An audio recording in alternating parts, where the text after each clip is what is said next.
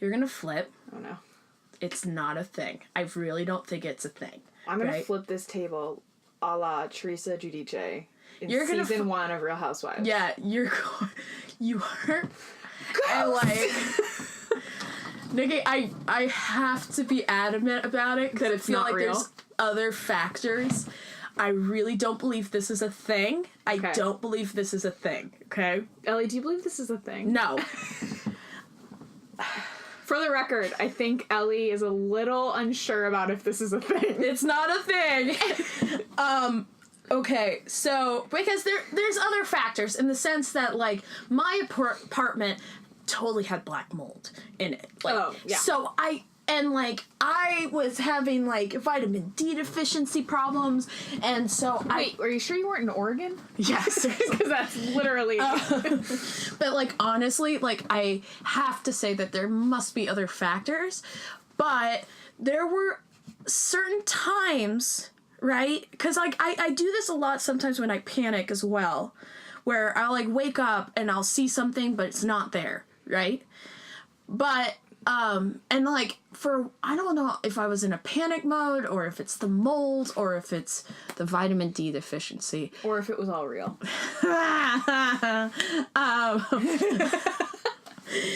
I did wake up and see a dark shadow. Like a shadow person?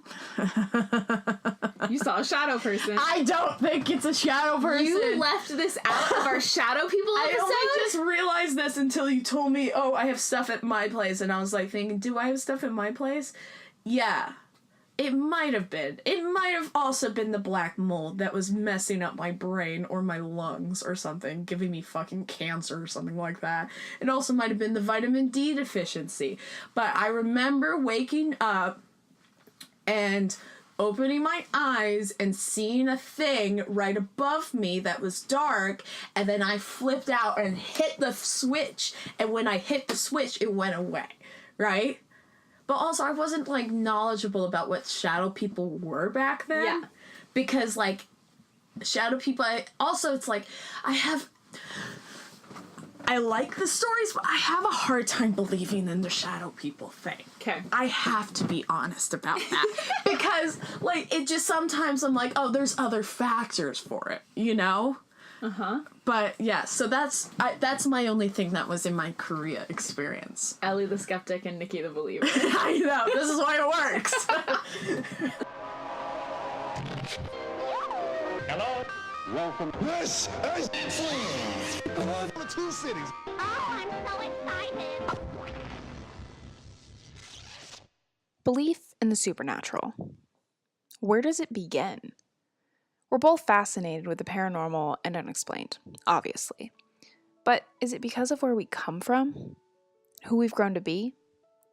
We've told stories about other people's houses before, but this time we're going to talk about where we grew up, the spaces that crafted what we believe to be normal.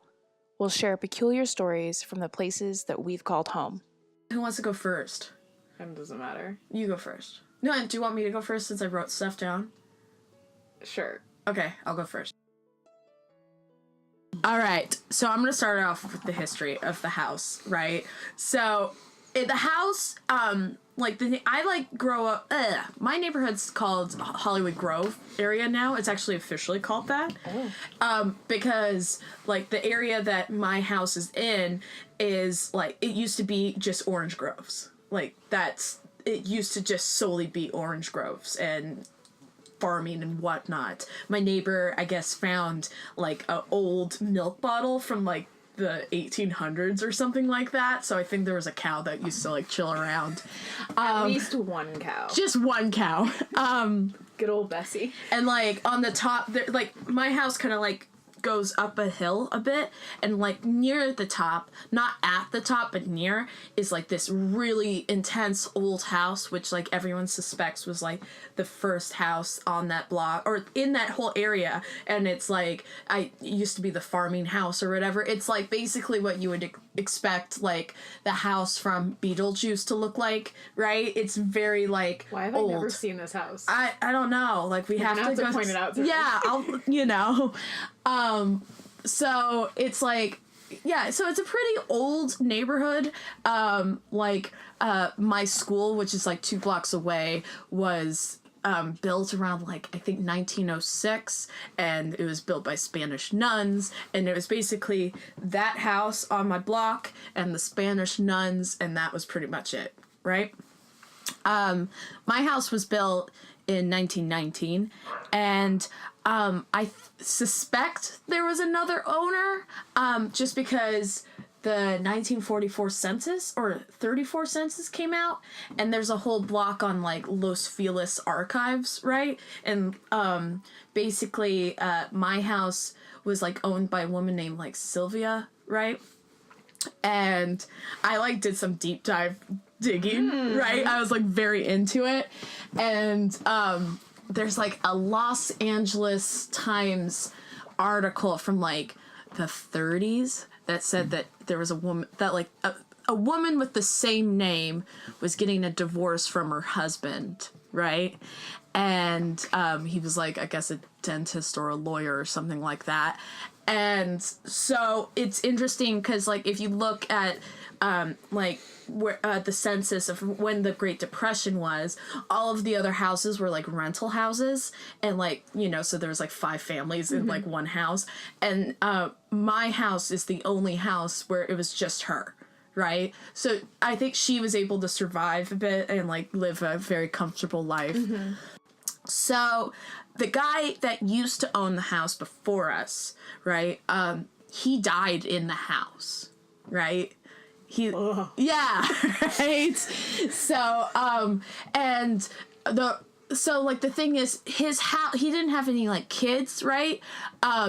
So the house went to his niece, who basically was like, fuck this, I don't want this fucking house. Like, Why? I know, because Your house is awesome. yeah, and also listeners, if you don't know, like, my neighborhood is like a very wealthy neighborhood, right? It's a very like It's coveted. Coveted land in Los Angeles, especially because the houses are like original houses. Especially in the this was the early 90s. Like, this was still a very expensive like neighborhood, but the niece really didn't want anything to do with it because the house didn't need like a lot of repair, right?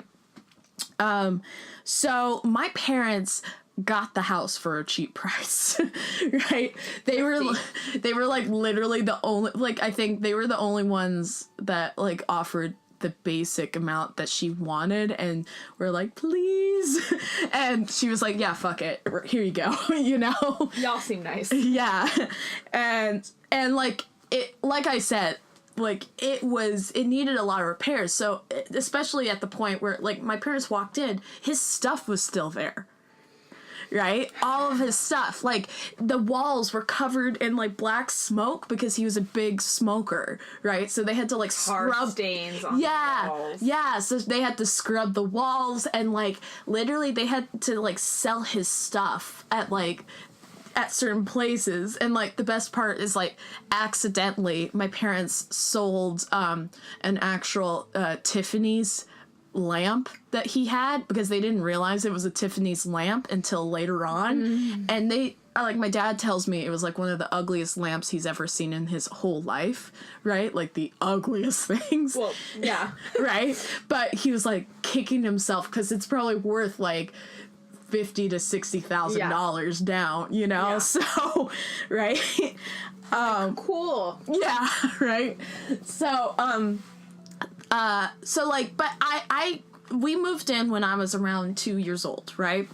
And I think after that, like when maybe from like 3 onwards, I like grew up really sick, right? I had a lot of strep throat issues, and I just kept Girl, me too. Yeah. And I kept getting like the flu all the time. Like literally if someone was sick, I was the next one to catch it, right? And because of that, I was put on a lot of medication because like I was sick all the fucking time, right? And I personally, I believe that this is the reason why I had so many nightmares when I was a kid, and like very vicious nightmares, not like just like, oh, like a boogeyman's coming to get me. Like I would watch, let's say, the Rugrats, and the next shot would be, or not the next shot, my nightmare that night would be that Chucky was trying to kill me, right? You know, and I got stabbed several times by Chucky, or was his name Chucky? The little doll guy? Not the doll, but the guy from the Rugrats, the little weird kid from the Rugrats. The redheaded one. Yeah. Chucky? Yeah. Like the doll. Yeah. Like the creepy doll that also was a redhead. Yeah, but mostly the Rugrats one. It was just the Rugrats. The Rugrats. Like, I didn't see Chucky when I was a kid, so, right? I only saw the Rugrats. But... So Chucky Finster was the one. Yeah, Finster tried to kill me. With the glasses. Yeah, that kid. Right? With, yeah. like, you know, probably asthma. Yeah. He was always like... But he carried a knife in the dream, right? But so I haven't told Nikki this, but oh boy. Yeah, this is like probably I just thought it adds a lot to the weirdness of my house. I'm a little concerned. So my house is a standard Californian craftsman bungalow. Right? So with craftsman bungalows, the general aspects of that like building is that you're supposed to like have it one with nature, right? Mm-hmm. So a lot of our windows in craftsman bungalows are like very open. There's a lot of windows and there's a lot of like open space, right? So my front windows of my house, I wouldn't say lattice, but they're like tiny individual windows. Nikki's seen it. Yeah, it's like lattice is like a good explanation because it's like all glass, but you have it broken up into small panels. So yeah, you have like 3 panels across and like 4 panels down. Yeah. So when I had a nightmare, and I still remember that nightmare, and it's weird because like I asked my dad one time like, oh, where did that guy die right in the house, and he's like, I don't know. Right? He knew, didn't he? No, I know. Okay. He still doesn't know. He's like, I don't want to know. Right? But I just think it's an interesting thing. I don't know if it correlates or anything like that. But when I was about maybe 3 or 4, I had this nightmare where, because I used to sleep in the guest bed. I was like a baby. So the guest room is very tiny and it was good for a baby, right? And I had a dream where I woke up in my room and I was hearing, Ellie. No, it wasn't Ellie, because my name went as Eleanor. So it was Eleanor, come here. Eleanor, come. Right? So as a 3 or 4-year-old, you're always obedient. So you get out of bed and you walk down the hall. I walk down the hallway into basically what is now my room, right? And in there, in every single panel of window was a face. Every single one, right? And it was like beckoning me, like, Eleanor, come here.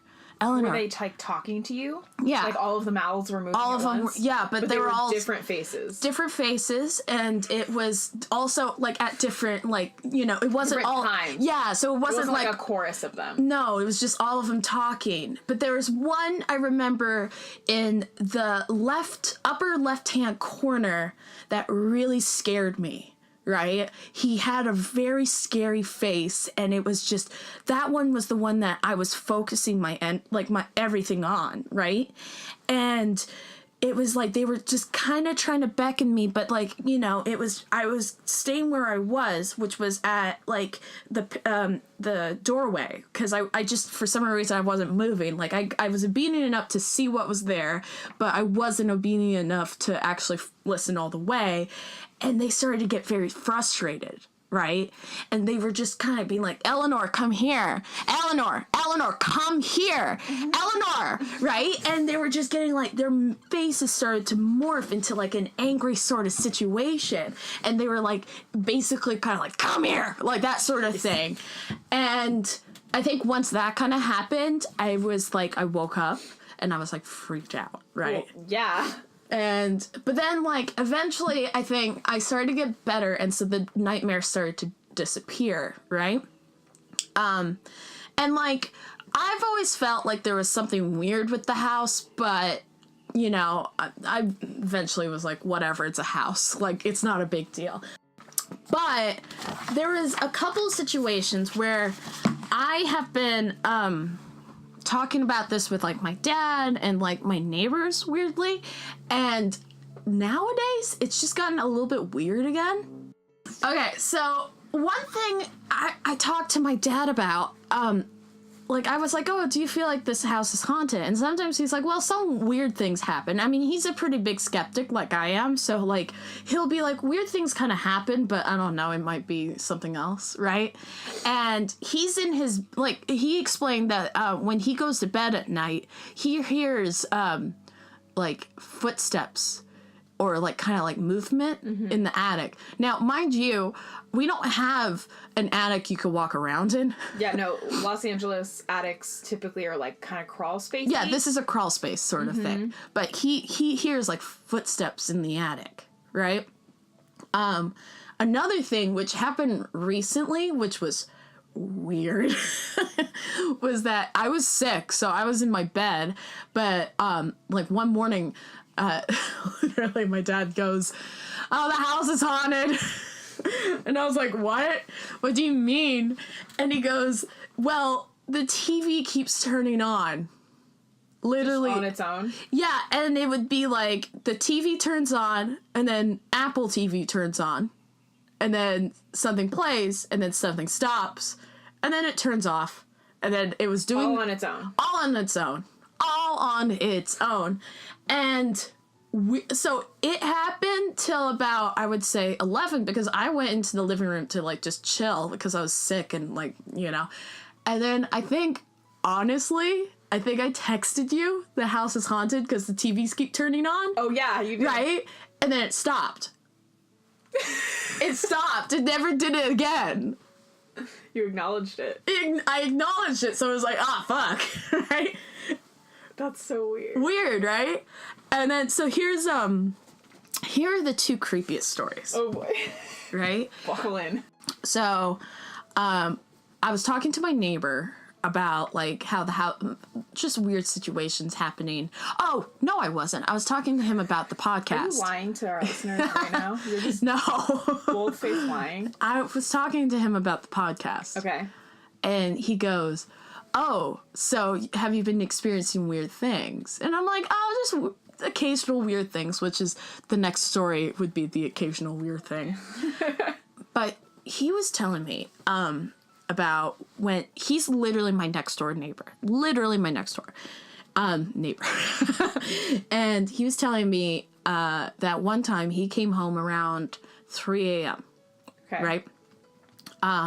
He was, he's a professor at UCLA, so he was, I think he had some dissertation or speak thing or whatever, something fancy and smart. Nikki knows. Right? And he came home and he went into his office, which is connected to the back porch, right? And he, like, was doing something, like picking up a book or something, and he looks in the back porch and he sees a man standing there in World War I regalia, right? And he's like, there's a crazy fucker in the backyard. So he turns to go get the phone and he calls 911 and he's like, hi, there's someone in my backyard. And when he looks back at the porch, there's no one there. Did the cops come? No, well, basically he's like, I think the guy left, but basically he said it was the weirdest thing. So he, like, looked for the guy and he wasn't there. Yeah, he wasn't there. And then no one ever found anyone. Yeah. Also, think about it. World War I regalia. Like, if you're a crazy person, I don't think you go to, like, the costume store and, like, spend $400, you know? But here's the icing on the cake for that story, right? My mom was gardening in the backyard, and there's a wall that separates my neighbor's house and my house. And she was gardening there. She found a coin from around World War I. It was a French coin, right? It was from 1914. Jesus. So I don't know what that what the fuck that He was is. coming back for his coin. Yeah, seriously. Buried. Yeah. And then this is my story. Oh boy. Okay. I went to bed. I was sleeping. And I was sleeping on my back, I think, because I started feeling breath on my ear. And I just, and I'm going to try to get close on this, but I basically hear, "Wake up." In a man's voice. Okay. A deep man's voice. American man's voice. It wasn't my dad. No. Right? Howard has a very Yeah, clear Dad likes accent. to wake me up at 3 a.m. being like, "Wake up." But it was a very assertive male's voice that literally went, "Wake up." But I felt breath. That was the thing. I felt breath on my ear, like a sort of thing. Yeah. And woke up, was feeling a bit anxious, to say the least. Like, literally, I felt like my heart beat. And then I just kind of looked around and took a couple of breaths. I was a bit anxious. My heart was racing really fast. And then once I calmed down, I felt like it's okay to go back to sleep. But honestly, it was pretty fucking weird. You know? And those are my stories. And now, a word from our sponsors.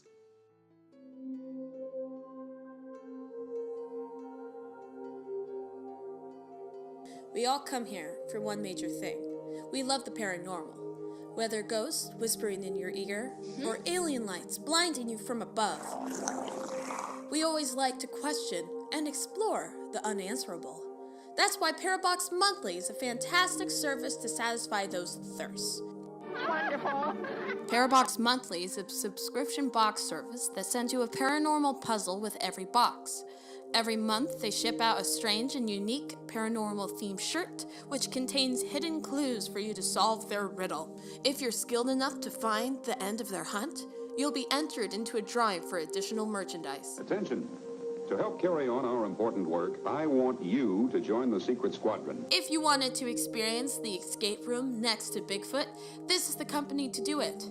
Their paranormal themes have included ghosts and haunted locations, UFO encounters and aliens, folklore and legends, cryptozoology, and urban legends. Oh, well, you know, I never seen the like. Never did.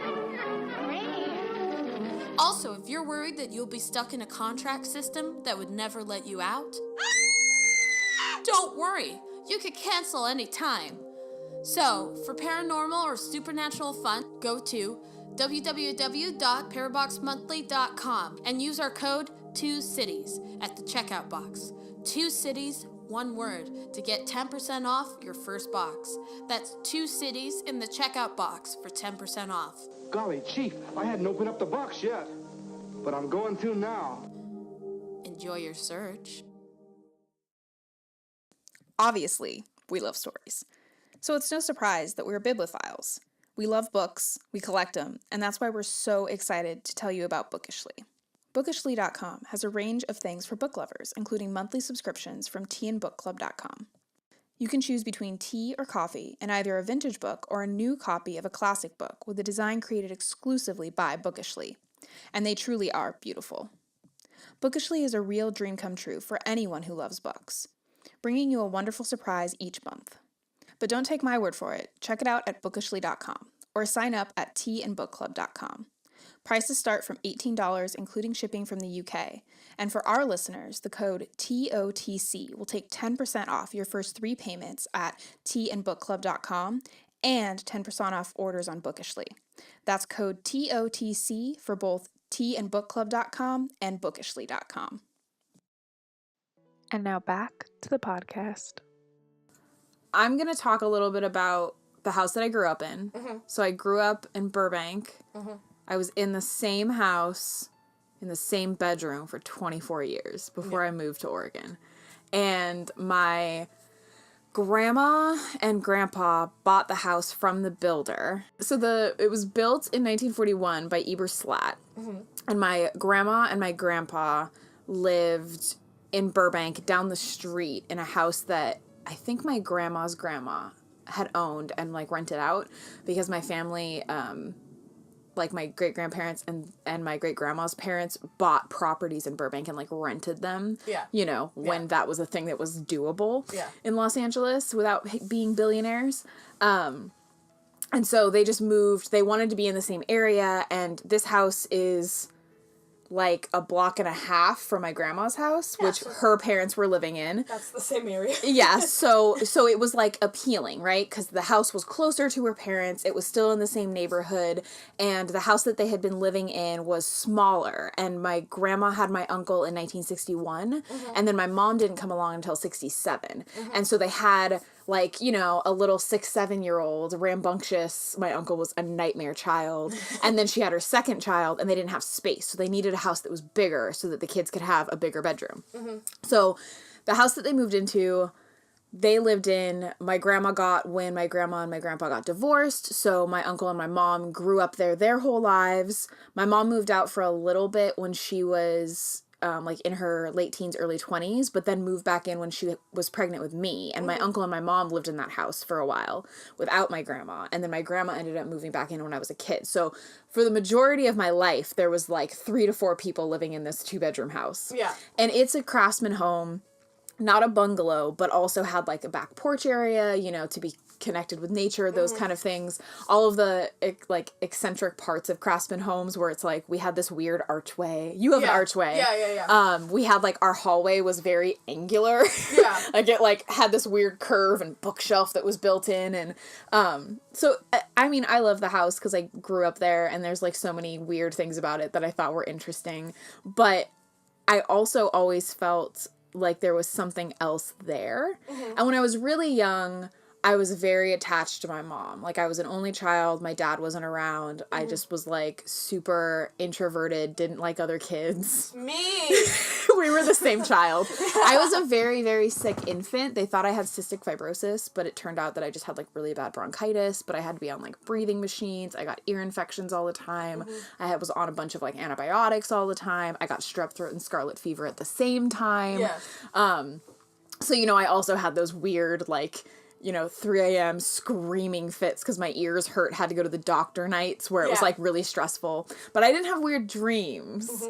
I always had, so our kitchen was like a hallway, right? So it was like our living room, and on the other side of the living room wall was kitchen, and the kitchen was just long and narrow. And you had to go, it's hard to, like, explain this to listeners that can't see what I'm talking about. Our living room and dining room were connected by an archway, and it was kind of like an L. And the kitchen was on the other side of the living room. So to go from the dining room into the hallway, you could go through the living room or through the kitchen. Yeah. And I would often go through the kitchen to cut through because in the living room they would be watching things or whatever, right? I'm a kid. I don't want to be around the adults. I want to, you know, probably do something I shouldn't be doing. Yeah. So I would cut through the kitchen a lot. But the kitchen also was very dark. Because the kitchen was the back wall of the house and the porch was off of the kitchen. There was one window and the other side was a wall. So it wasn't getting a lot of direct light. Like, the window for the kitchen didn't actually go to outside. It went to where the porch was. Yeah. So at night especially, there was like zero light. If you didn't turn the lights on, you couldn't see. Hand in front of your face couldn't see if the lights were on. Yeah. And every time I would walk through, I would turn on like the dining room light and then the kitchen light and then the light out in the hall. Like, I needed to turn on every light because it freaked me out. And every time I walked through, I had this intense feeling that something else was in there. And I knew that there was a knife involved. It didn't feel aggressive because it's a kitchen. That's where the knife should be. But it always felt like there was a person, like, cutting something in the kitchen. And I was always like, and, like, would run through or turn the lights on. Or I would, like, you know, run through the living room and they're like, what are you doing? And I'm like, don't worry about it. Like, freaking out. So that was, like, my first, when I was young, my first, like, experience with anything that seemed strange that I was, because there was things that I had, like, anyone that had listened to the episode we did with my grandma and her conversations, like, obviously I had experiences when I was a child, but I don't remember them. I don't remember, like, pointing out things that actually weren't there and her being like, yeah, sure. But that, I remember it was like a visceral reaction. Every time I had to go through, I would get really uncomfortable because there was something there, and I'd turn the light on and see nothing, but still felt like something was there. And, like, through my childhood, I as I got older, was very adamant that, like, ghosts were real and those things were real, even before having, like, a real experience of, like, seeing my great-grandpa. Like, I just felt like ghosts were real. And I always told my uncle and my mom, like, they're real, they're real. They always didn't fucking believe me. And especially, my grandma moved out when my great-grandma died into my great-grandma's house, which is where she is currently living. And it was a very weird time because I had grown up in that house for most of my, like, young child. Like, when I was very young, my grandma wasn't there. But after being an infant, my grandma had lived with us. And it was my uncle, my mom, and my grandma, and they were always there, and that was what I knew as normal. So when my grandma moved out, not only had my great-grandma died, and she was my best friend. Like, I was, like, we were, like, besties. Yeah. But she had passed, and that was tough. I got scarlet fever and strep throat that year, and my grandma moved out suddenly, because family drama. Yeah. My grandma's sister was a little shady and was, like, taking things out of the house before the living trust had been, like, talked about, before they had gone through things. So my grandma moved in immediately to make sure that she wasn't selling, which she did, family heirlooms and, like, precious things, right? Yeah. So she, like, the next day after my great-grandma died was out of the house. So not only am I losing somebody to death, but I feel like I'm losing my grandma because she doesn't live with us anymore. I remember being, like, 4 or 5 and waking up and going to my grandma's room at, like, 4 in the morning and sobbing, and she was like, what's wrong? And I was like, what if we move one day and I don't live with you? And she was like, no one's moving. Where did this come from? I had, like, you know, a 4-year early premonition. Yeah. Calm your shit. Yeah, and so that was, like, semi-traumatic for me. And I remember at that point coming to this house and feeling things, and not negative things. It was all positive things. And we found my great-grandma was kind of a pack rat, so, like, there were rooms in the house that were just full of things. And so we were going through all of this stuff, and some of it was really great family heirlooms and great photos and, like, random things that she had acquired that were, like, super cool to, like, 8-year-old me. It's like, oh, this is from 1960, whoa, right? Yeah, yeah. Because that's, like, you know, 4 centuries ago to an 8-year-old. Yeah. And so I started to get, like, more feelings about things. And in those feelings, explaining them to, like, my mom and my uncle, they were like, whatever, you're crazy. Like, those aren't real. Yeah, sure. Like, very almost condescending about it, where they were like, yeah, we believe you. And as I got... It's how you, like, deal with kids. Yeah, sure. You know what I mean? Like, yeah. If it's not scary monsters, you don't have to tell them they're not real. You just tell them sure. It's like you said, yeah, it's just like, you know, a kid doesn't know. So, Yeah. like, you know. Yeah. Yeah, right. And then as I got older, like, towards adulthood, when I was starting college and stuff, I remember coming home later and feeling like someone was sitting on the couch in the living room. And we had a couch that was against the front wall of the house where there's this giant window. And we had, you know, this was, like, 2009, 2010. We still had the, like, vertical blinds that, you know, if someone hits them, they kind of sway. Yeah. And our house is right in front of a street light. So we're on a busy street. There's always, like, the sounds of cars, and the street light is right there, so it's always well lit, and there's always noise. Well, I would come home, and I would walk in and open the front door, and it would, like, shed light on the living room because all the lights are off. And then I'd close the front door, and then, the blinds would be swaying, but there's no breeze or reason for them to move. And I was like, why is there light? You know, like, something strange. But I was like, whatever, and I always just told myself, oh, it's you know, it's an old house, and there's just a suction of opening one door, it moves air through the whole house, and I always told myself that was what it was. And then as I continue to have this experience and have brushed it off, then my uncle starts saying, because we had converted the patio into, like, a bedroom. So he would have to walk through, we called it the service porch. It was, like, where a washer and dryer were, and we had, like, a pantry that was, like, you have the kitchen as, like, the bottom of the T. That was, like, the top of the T. Okay. So from his bedroom, you'd have to go through the top of the T, past the kitchen, and then go into the hallway to go to the bathroom.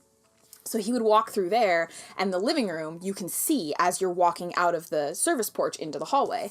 And he would always, like, avoid looking because he would see light. But he looked one night, and because he had all of these years of me telling him these things, and he started having the experiences like my grandma had mentioned of, like, the door flying open or him getting locked out or seeing orbs, and he was starting to be like, okay, maybe this isn't bullshit. Yeah. And he turned and looked at the couch, and he said that the it was like the blinds were moving, but they weren't. There was just this beam of light coming from the window, and he can see an old man and an old woman sitting on the couch, and he describes them, right? And he's like, oh no, he's wearing a suit, and he had his pants really high, and he was wearing like it was this color, and this is what his face looked like, and his wife looked like this. And he finally tells me this, because this is something that he had seen multiple times before actually owning up to it. And he said that every time he saw it, he would run to the bathroom, run back to his room, and pull his covers over his head. Because that's where it's safe, right? Under the covers. So he finally fesses up and tells me this. So my immediate reaction is, let's validate this. Who has met the builder of the home? So I call my grandma, and he's sitting on the couch, I'm sitting on the couch, I have the phone, and I'm like, can you describe to me what the builder of this home looked like when you met him? And she starts, like, description for description, saying exactly what he had said. And there's no way that he would have known that. You know, like, there's no way. And it was the creepiest thing, and this is, you know, the olden days with flip phones, so I, like, flipped my phone closed very, like, satisfyingly, and then turned to him, and I'm like, it was the builder of the house, you're seeing the builder of the house. And so, problem solved. And I was like, and that's why I keep seeing light, like, okay, this makes sense now. And also I felt like once that had been described, I feel very strongly that the thing that I was feeling in the kitchen was probably the wife, like, cooking dinner or something, but it freaked me out every time. So that stuff happened, and I started to feel better about what was in the house. Because like you said, it's an old house. Sometimes... Forgetting! My dog is here, and Ellie keeps forgetting, and she makes lots of noises. Oh my God. I was like, it's the builder! It's not the builder. But, you know, I felt more comfortable in the house because the things that I would hear... Old houses creak. They just do. They settle. In our house, we did have a suction thing where, like, if you open the back door, I would hear the back door getting open because of the way that the air moved through the house. So, like, the front door would, like, suction a little bit, and, like, it was a craftsman home, so there was, like, there used to be doors to every single room. Yeah. Because that's how craftsman homes are. Yeah. Is, like, essentially, if there is a new room, we must put a doorway and a door to close it. Yeah. Which is great when you're running air conditioning in the summer, but awful when you have to open the door every 3 seconds. Yeah. So I'm like, oh, I need to go back into this room. Yeah. So I was feeling better about all of the energies and stuff in the house, and then that's when I had the experience with my great-grandpa sitting on my bed. I was in my bedroom, and I had never felt like anything was in my bedroom. Nothing positive or negative. It was just like, it's my bedroom. Yeah. And I remember having a hard time falling asleep because I felt like I was just uncomfortable and, like, tossing and turning a lot, and I felt like I wanted to sleep, but my brain wouldn't let me. Like, I was on alert, you know? It's like you hear something and then your, like, heart's pounding kind of a thing, but there was nothing that I had heard, and I was like, why am I like this? And I remember, like, laying on my back, and I sleep typically on my stomach, so I was like, I'm gonna lay on my back. Same! Actually, listeners, we're just the same person, really good at throwing our voices. Yeah. So I was laying on my back, and my eyes were closed, but I had that experience that I often have, where I could see my great-grandpa as his younger self, like, in his late 20s, early 30s, just sitting there and just smiling. But it was like, comforting once I, like, realized what it was that I was trying to tune into. Your sense of comfort is so much different than mine. Because if I saw that, I would, like, roundhouse But I knew kick. who he was, is the thing. And, like, I was uncomfortable, and I couldn't figure out why I was uncomfortable. And then it was like my brain gave me an answer. And I was like, oh, it's like when you're looking for something. You're like, oh, there it is. And you're like, okay, now I don't have to look anymore. If, like, my great-grandpa or, like, my great-uncle was sitting on the side of my bed, I swear I would roundhouse kick in the air and kick that dude out. Like, I'll be like, get the fuck out. But you guys are very close as a family. I never met him, so I guess I'm just strange. But I freak out. So I recognized that it was him, and it was like, he was just sitting, like, on the edge of my bed, and he had his, like, hand, like, propping himself up, and he was just there. And I was like, all right. And I, like, mentally was kind of like, nice to see you, but I want to go to sleep now, so stop watching me, you know? Yeah. But then I looked beyond him. So there was 2 women in these, like, Victorian corsety dresses, very full dresses with their hair up, And I was like, all right, I don't know who the hell these two are. And I, like, mentally was like, you need to leave. I need to go to sleep. Nice to see you. Bye.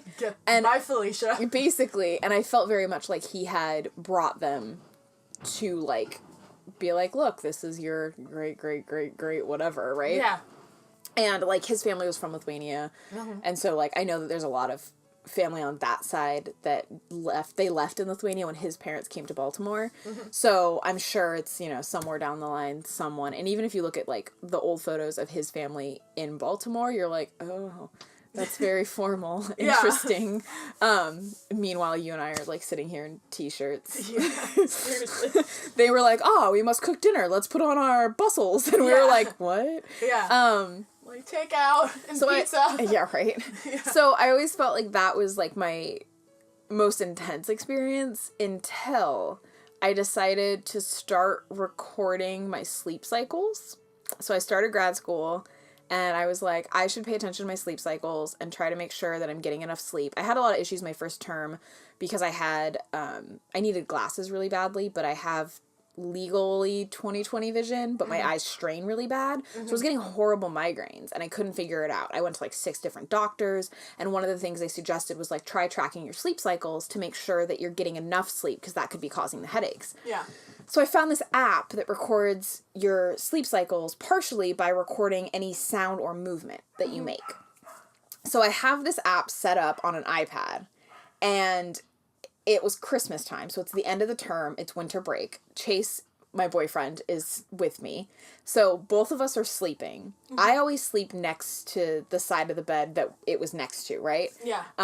And my grandma had just given me this ring for Christmas, which is the ring that my great-great-grandparents, my great-grandparents, and my grandparents were married with. It's a solid gold ring, right? It's just a gold band, and it has my great-great-grandparents' initials and 13, the year that they were married, and then my great-grandparents' initials, and I believe it was 39. Yeah, 39 when they were married. This was a Christmas present, because my grandma gave me a ring that my great-great-grandma had gotten from her first ever boyfriend. It's like this beautiful jade ring, and I wore it all the time. But she was like, it's gorgeous, but it's very statement-y. Like, it's a big ring, right? And she was like, since you wear that one all the time, I figured I'd give you this one. It's more simple. And so I had it, and I used to put all of my jewelry, I wear this ring all the time now. I never take it off, but I used to put it up. I have like a pin board, and I hung the ring on one of my little pins. And in the middle of the night, the recording, and it's funny because the recording, I could always tell when it was Chase rolling over or snoring. I don't snore or talk in my sleep, so typically if you hear something from me, it's like me shuffling around. And then my dog, which, depending on how we edit this, you may or may not have heard. Yeah. She makes a lot of snorty noises. She's like a little piggy. She's a little nasally, and but you can tell, you hear her making like noises, and you're like, that's Nika. Well, there's this spike in the middle of the night, and I'm like, oh, what noise is that? You know, maybe Chase said something funny. Occasionally I'll like scream something because I'm having a dream or whatever. Yeah. So I like go to it, and then I'm gonna try to do this, and I don't know how it's gonna sound in the mic, but I just hear, and I was like, what? And it was fast like that. So I multiple times was like going back, and I'm like, Chase, listen. Yeah. And it took us a while, but it sounded very clearly like he was saying, look at it. And I was like, what the fuck? And then it just like, it was one of those things where I didn't really think about it. It just kind of like, the idea like magnetized to my brain. It was just like out of nowhere, and I was like, my great-grandparents, he was pointing out that I have the ring now. And like, they were here to be like, look, she has the ring. That's exciting. And that was like, it was very strange to me because it came out of nowhere. I wasn't having any, I mean, I always feel like my great-grandma's around, but I don't have experiences of her being like, you know, knocking my water bottle over and like slapping me. It's funny, right? You know, like, I don't have those kind of experiences. Sometimes I just have a moment where I'm like, she's here. Okay, cool. And move on. And that was just like one of the most intense to me, is just like hearing, I have thought to do the same thing, and then I was like, I don't want to do that. Oh, I don't record my sleep anymore because it freaks me out, especially because I live alone. Yeah. But I brought it over to my grandma's house and I played it for her and she like started crying. Yeah. Because she was just like, oh my God, they're happy that you have it. That's good. That's good. And I was like, you're crazy. Yeah. This is scary. That's scary. But It's she finds frightening. comfort in that. Yeah. So those were like my creepy stories from that house. Oh, I didn't tell maybe, I don't remember if I told this in the last episode or not, but if not, I'll tell it again. Yeah. If you've heard this, you can fast forward. I don't know. Yeah. No, listen to the whole thing. It'll be great. At one point, Christmas, I feel like I've told the story. I know I've told it to you. I don't know if I've told it on the podcast, but Christmas, my grandma would always come over. After she had moved out, she would come over for presents in the morning and breakfast, and then she'd go home and, like, shower and, like, feed her dogs and then come back for dinner. So she had left. My uncle was out, of course, playing disc golf. He loves disc golf. And so he left. He'd gotten discs for Christmas, so of course he wanted to use. He's a child, but we love him. He was, like, very excited. So he went out to play disc golf, and my grandma went home. And my mom and I were in the house. And like I said, the living room and the dining room are very open. I was on the computer. I probably got like iTunes gift cards and was downloading music very excitedly because I am too terrified to illegally download music. And Ellie rolled her eyes. And my mom like pops into the archway between the dining room and the kitchen. Dining room and the living room. And she's like, so I'm going to take a shower. Grandma left, right? Is she coming right back or is she going to, I was like, no, she's going to come back later. She's like, okay, then I'm going to lock the front door. And we had this big wood front door, but we'd always use the deadbolt. Like that's how we would lock it. And it was like a heavy metal deadbolt. Typical deadbolt, right? Yes. And it was one of the deadbolts where you turn it over and you feel very firmly that it's locked. You know, it like makes the loud noise. And so I hear my mom do it, right? Because it's dead silent. I'm sitting in the dining room where I can't see the door. She locks it and walks into the hallway. So she's just out of view of the door. And both of us hear the door pop open. No. And the house does the suction thing where you open the door and it kind of goes like... And you, like, feel it. And I, like, run out to the archway where I can see the door. She pops her head back in from the hallway where she can see the door. And we're both, like, we, like, looked at each other. And our jaws are kind of just open. And I was like, you locked that. She's like, I locked that. I was like, I heard it. She's like, I heard it. And then she was like, I guess great-grandma's here. Yeah. And we just, like, she walked over to the door slowly, unlocked it, because it was still locked, like, turned. Yeah. She unlocked it, closed it, relocked it, went and took her shower. I went back on the computer, and we were just like, okay. Yep. That happened. Yeah. So those are my stories for the house that I grew up in Burbank. And then I'm 24, I moved to Oregon. I'd only ever lived in the same house. It was a little terrifying to pick up and just move. So I moved to this house in the woods. It's a tiny house. It's like 600 square feet, but it has a loft bed. So it's like much smaller than 600 square feet. But because of the bed, it's like, oh yeah, it's much roomier.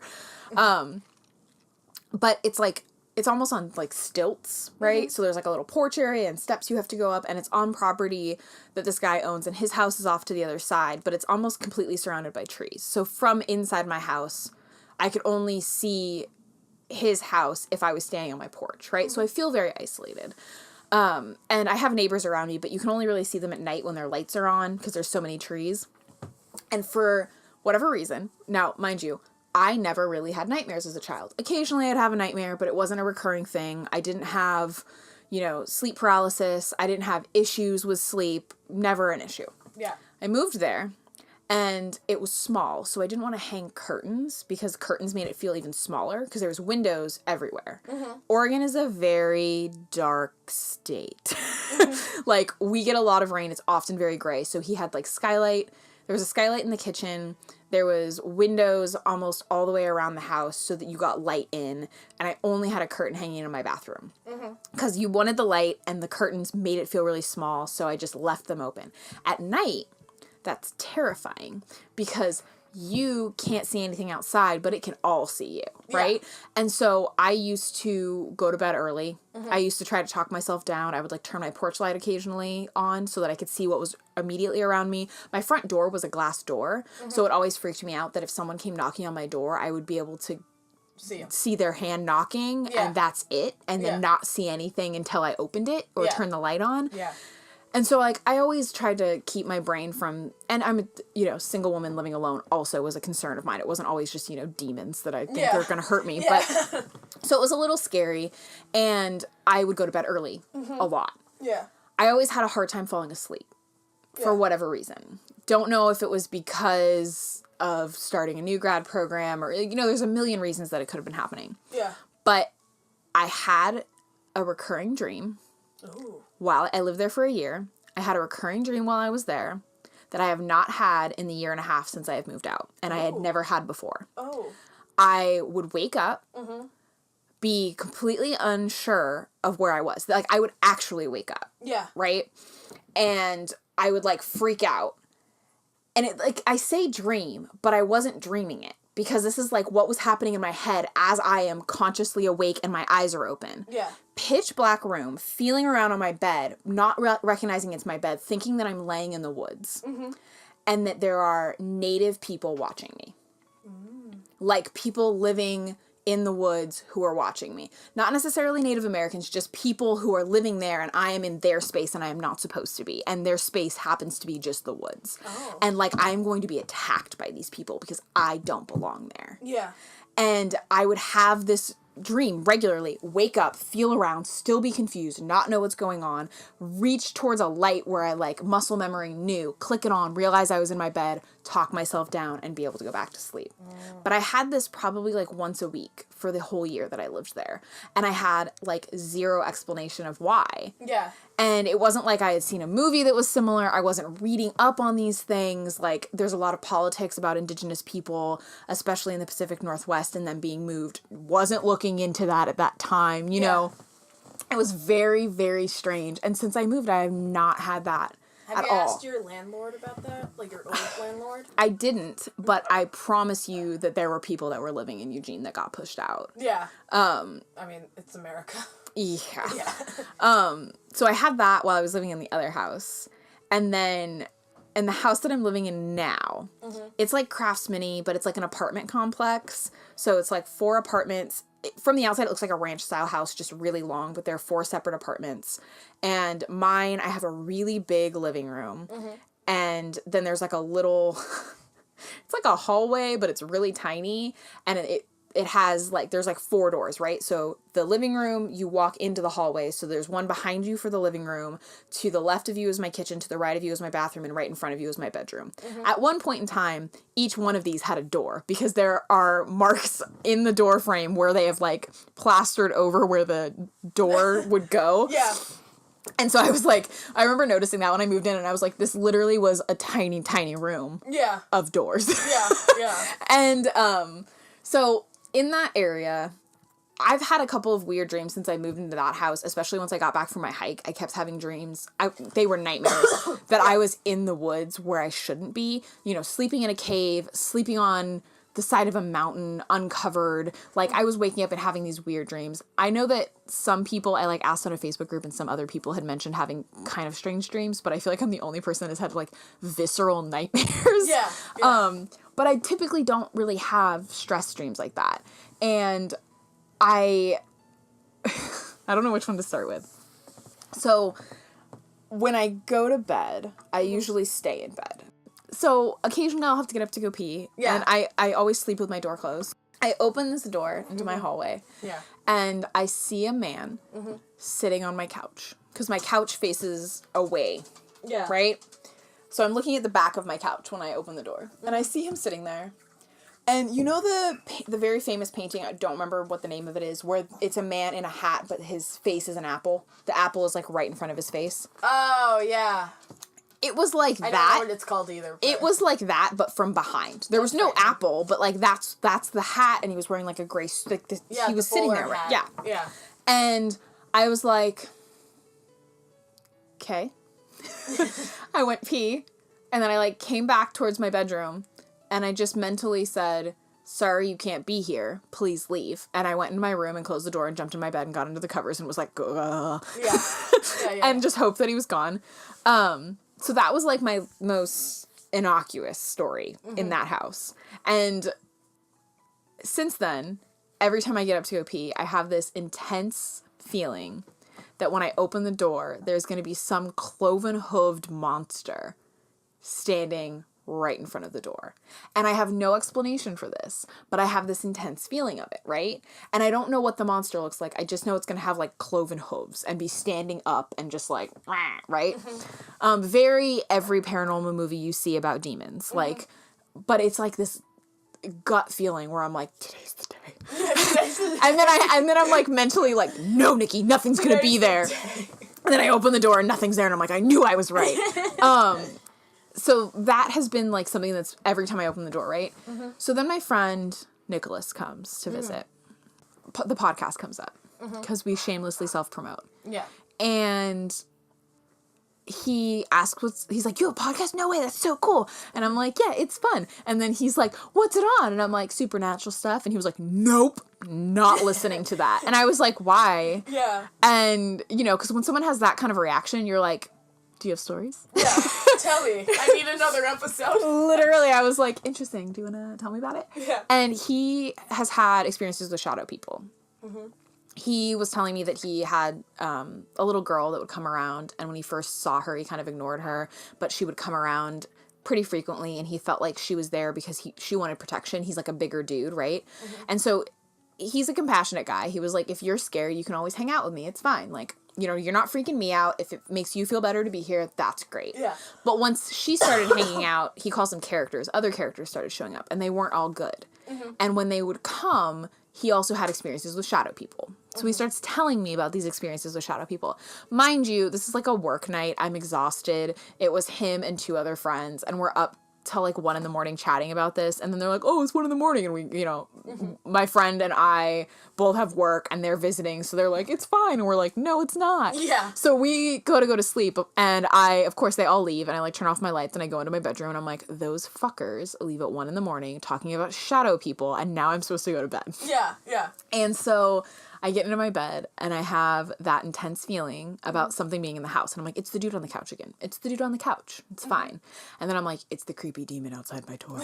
It's the creepy demon outside my door. And I was like, no, nothing's there. Don't freak out about it. And at this point, I'm like laying in my bed, all technology off, trying to go to sleep. And I roll over on my back. Maybe I should just not try to sleep on my back. Maybe that's the problem. Yeah. I roll over on my back, and I have 2 closets in my bedroom. Yeah. One with slider doors, like a very normal closet. The other one is like a door that you open. The door that you open is the closet I record this podcast in. But it's less creepy to me because the door is always shut. Yeah. Right? The roller doors, sometimes they stay cracked on the sides, and it freaks me out because I read an article once about serial killers that would like stay in people's houses for 12 hours watching them all day before they killed them as they went to sleep because they hid in the closet. Oh, okay, cool. So I always check my closet, and of course that night I didn't, and I was like, someone came in while we were talking. So I was like trying to rationalize myself out of a rational world solution of there's a murderer in your closet, and I like couldn't remember if I had closed the closet all the way.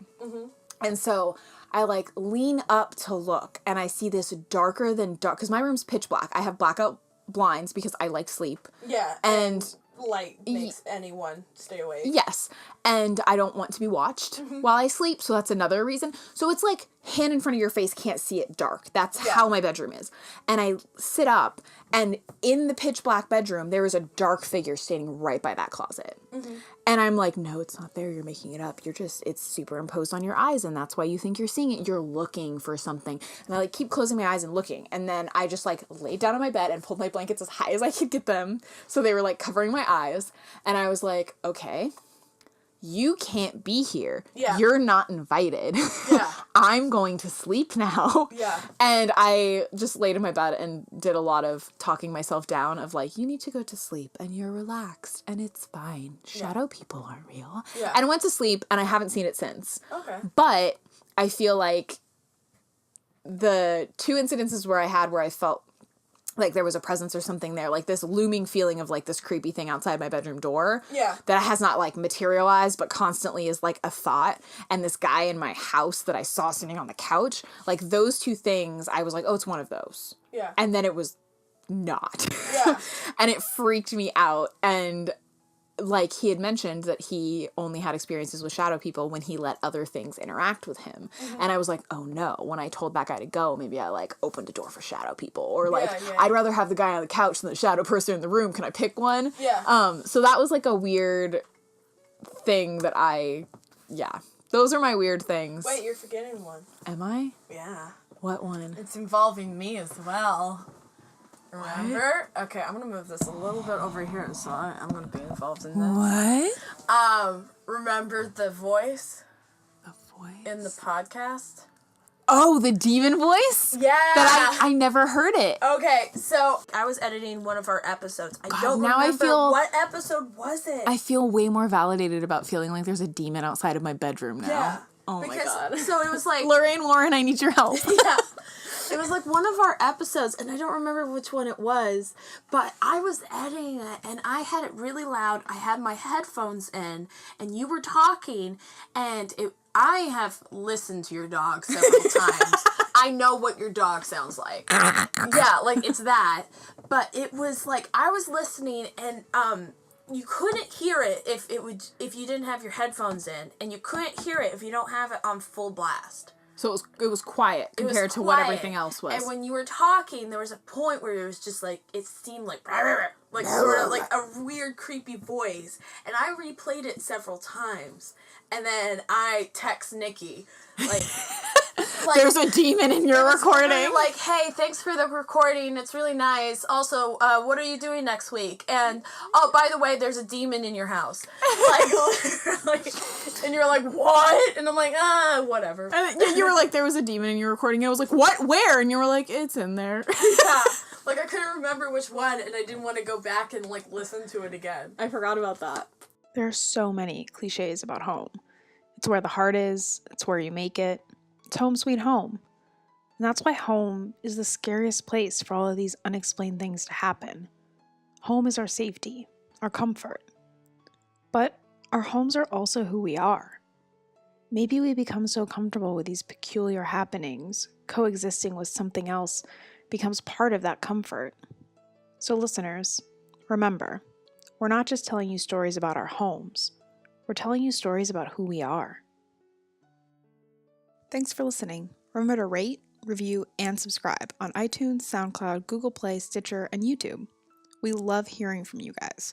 So hit us up on Facebook, Instagram, Twitter, or email us at talesofTwoCitiesPodcast@gmail.com. That's talesofcitiespodcast@gmail.com. And don't forget, we have really cool merch. Head over to tpublic.com and search Tales of Two Cities Podcast. We have shirts, mugs, totes, cell phone cases, stickers, and so much more. Send us pictures of the swag and we'll post our favorites. Check our bios for the link.